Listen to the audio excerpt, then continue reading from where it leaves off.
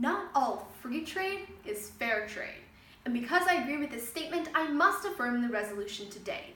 A significant tariff on imported goods from Mexico is a good policy for the U.S. economy. My sole contention will discuss the use of tariffs as a bargaining chip. Currently, U.S.-Mexico trade deals are disadvantageous to the U.S. economy and a bad economic policy. Tariffs can act as a bargaining chip to give the U.S. leverage in renegotiation. The time is now for tariffs. The current status of U.S. trade with Mexico is unbalanced. Trade deals, specifically NAFTA, have led to two major problems. One is the lack of wage growth, and two is the creation of the trade deficit leading to the loss of jobs. Going back to the lack of wage growth, wage stagnation in the U.S. is a large problem.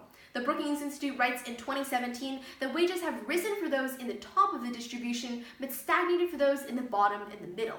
It continues, saying that trade has likely put downward pressure on workers' wages. The Center for Economic and Policy Research puts it as such. We're putting our manufacturing workers in direct competition with low-paid workers in the developing world, while protecting our doctors and lawyers. The predicted and actual result is lower pay for the vast majority of U.S. workers. The second problem is the trade deficit. The Economic Policy Institute describes the problem as such. Trade both creates and destroys jobs. While exports tend to support domestic employment, imports lead to job displacement and prevents new job creation. Right now, the U.S. imports a lot more from Mexico than it exports, and the deficit only continues to grow. In fact, as according to the Census Bureau, the trade surplus grew from $2 billion before NAFTA to over $70 billion last year. The Economic Policy Institute quantified the loss of jobs by 2010 to be nearly 700,000 jobs, the majority of which were high-paying manufacturing jobs. Those that could find employment were relegated to low-paying service jobs. Those that couldn't are now costing the government money. So, right now, the U.S. economy is suffering from these trade deals. Through renegotiating NAFTA and setting up fair parameters, the U.S. economy stands to gain. This is where the tariffs come in. Tariffs can provide incentives for Mexico to come to the negotiating table and give the U.S. leverage in negotiations. This method is shown to work in the past. One recent example that I'll focus on is that of South Korea. Trump's steel tariffs are a topic of huge discussions lately. This looming threat of these tariffs brought South Korea to the negotiating table. Currently, South Korea and the U.S. also have a trade deficit due to Coolidge FTA, a free trade agreement styled after NAFTA. The steel tariffs brought South Korea to the negotiating table, and they agreed to revise a trade deal that was good for them, something that would have been counterproductive without the threat of tariffs.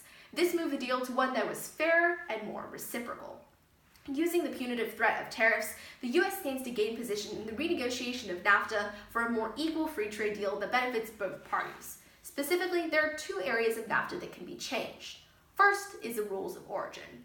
Rules of origin set up regulations which set a bound on how much of a product needs to be made in NAFTA countries to avoid tariffs. By increasing enforcement on this requirement, American, Mexican, and Canadian companies would source more products from inside North American companies. This will incentivize investment and job growth in the U.S. as it opens up more opportunities for companies.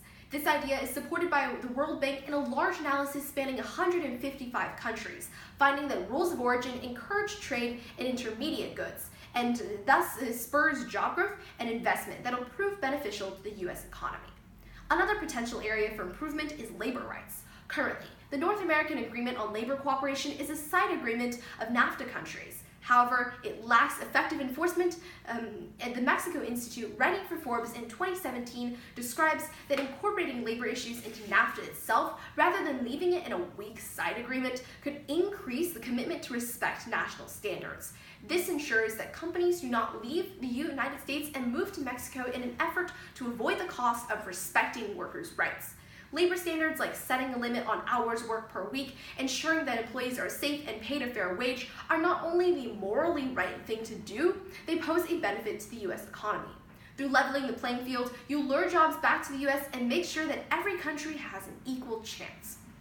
Thus, we see that tariffs on Mexican imports can significantly benefit the U.S. economy. Through using them as a bargaining chip to change the imbalanced trade deals currently in place, the U.S. economy stands to gain. Not all free trade is fair trade. However, by using tariffs, we can change that.